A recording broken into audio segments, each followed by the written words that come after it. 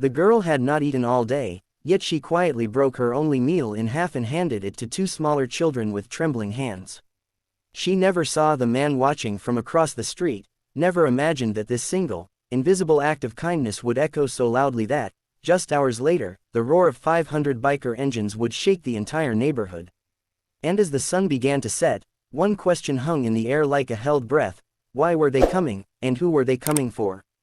Before we go any further, if you believe in kindness, second chances, and the quiet power of doing good when no one is watching, please take a moment right now to like this video, comment your thoughts, share it with someone who needs hope, and subscribe to our channel, Only Kindness. Your support helps stories like this reach hearts that need them most. Her name was Arohi, and she was 14 years old, though life had already aged her far beyond her years. She lived in a narrow, cracked apartment at the edge of the city, a place where sirens replaced lullabies and hunger was a familiar companion. Since her mother's illness worsened, Arohi had become the quiet backbone of her small world. She cleaned, fetched water, and searched for any small task that might earn a few coins. School had become a luxury she could no longer afford, but dignity was something she refused to lose. That afternoon, the heat pressed down hard on the pavement. Arohi had managed to get a single packet of flatbread and lentils from a roadside charity van. It was meant to be her meal for the entire day. As she sat on the curb, her stomach ached sharply, reminding her how long it had been since she last ate properly. Just as she opened the packet, she noticed two younger children nearby, siblings by the look of them, sitting barefoot with hollow eyes. They watched her food without saying a word, their silence louder than any plea. Arohi hesitated, her hands shook. She looked down at the food, then back at the children. In that moment, something heavier than hunger settled in her chest. Slowly, she tore the bread into pieces, added extra lentils, and walked over to them. She smiled softly and placed the food in their hands, pretending she was not starving, pretending this sacrifice did not matter. She turned away quickly so they wouldn't see the tears welling in her eyes. What Arohi didn't know was that someone else had seen everything. Kabir, a broad-shouldered biker with silver threaded through his beard, sat astride his motorcycle across the street. He was not dressed like a hero, nor did he look like someone people trusted easily. His leather jacket bore patches from a lifetime on the road, and his face carried stories he rarely told. He had stopped there only to make a phone call, but the scene unfolding before him froze him in place. Kabir had seen a lot in his life. He had witnessed cruelty, greed, and violence. But watching a hungry child give away her only food broke something open inside him. He noticed how Arohi walked away, shoulders slumped, trying to be brave when no one was rewarding her for it. That image stayed with him long after he rode away, echoing louder than his engine.